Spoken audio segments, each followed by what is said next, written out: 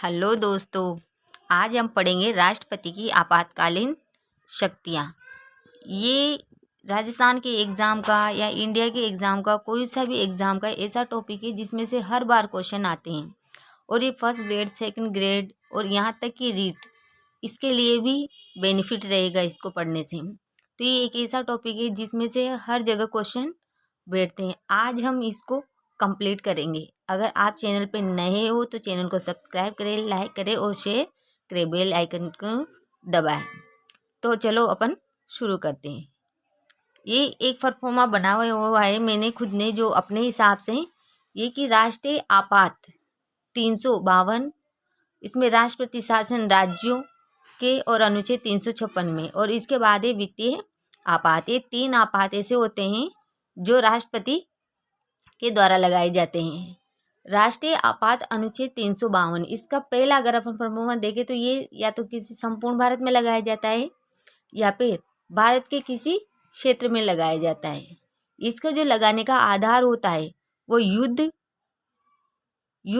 एवं बाह्य आक्रमण, और दूसरा जो सशस्त्र विद्रोह या आंतरिक अशांति के आधार पर इसको लगाया जा सकता है। इसको लगाने का जो प्रोसेस होता है वो ऐसे होता है कि मंत्रिमंडल की लिखित सिफारिश के आधार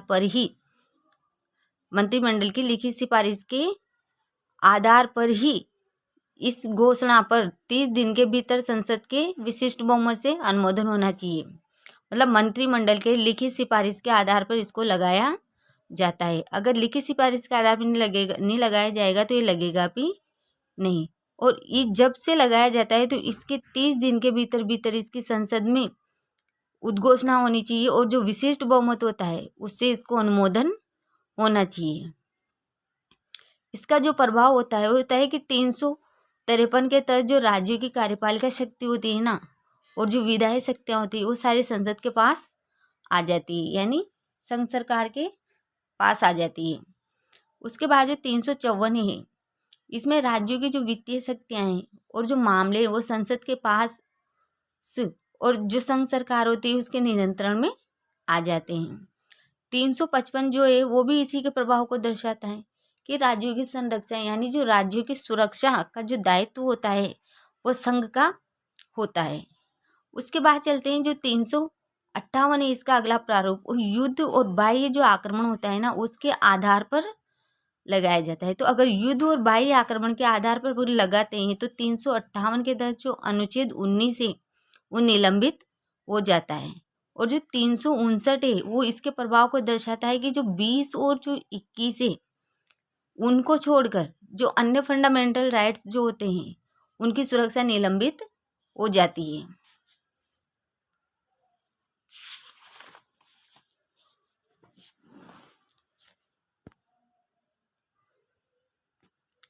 इसके बाद चलते हैं कि जो 44वां संविधान संशोधन अधिनियम है 1978, इसके तहत आंतरिक अशांति शब्द के स्थान पर सशस्त्र विद्रोह शब्द जोड़ा गया था। क्योंकि पहले जो संविधान में जो शब्द लिखा हुआ था वो आंतरिक अशांति लिखा हुआ था, पर जो 44वां संविधान संशोधन था तो उसको करके इस शब्द को जोड़ा गया है और आंतरिक अशांति शब्द को हटा दिया गया और सशस्त्र विद्रोह शब्द को जोड़ा गया है। राष्ट्रीय आपात की उद्घोषणा राष्ट्रपति के द्वारा मंत्रिमंडल की लिखित सिफारिश पर की जाती है।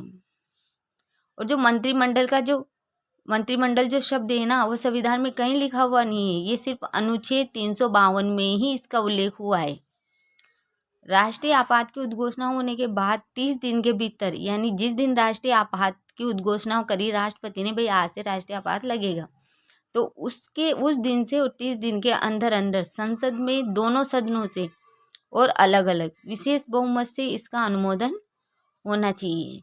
सदन के कुल सदस्य का बहुमत सदन में उपस्थित और मतदान करने वाले सदस्यों का 2/3, ये होता है विशिष्ट बहुमत।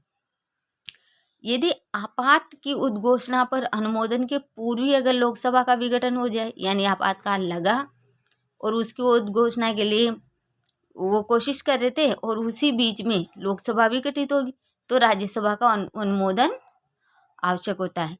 और जब नई लोकसभा बनती है, नई लोकसभा का गठन होगा ना दोबारा, तो उसके बाद 30 दिन के भीतर भीतर अनुमोदन आवश्यक होता है। यदि ऐसा नहीं हुआ तो आपातकाल स्वतः समाप्त हो जाता है और एक बार इसका अनुमोदन होने के बाद राष्ट्रीय आपात 6 महीने तक प्रभावी रहता है। और जो राष्ट्रीय आपात होता है इसको आप 6 महीने करके अनिश्चित काल तक प्रभावी रखा जा सकता है। और यहाँ से क्वेश्चन आया हुआ है 2016 की जो वैकेंसी थी उसमें जीके के पेपर में फर्स्ट ग्रेड में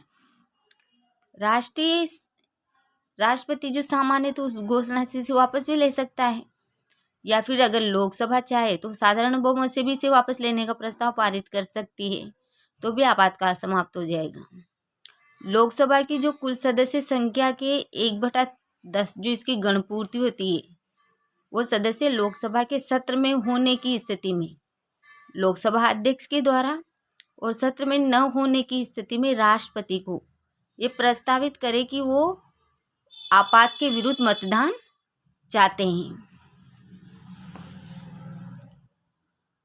और इसके बाद लोकसभा अध्यक्ष अथवा राष्ट्रपति 14 दिन की पूर्व सूचना देकर सदन में मतदान करवाता है।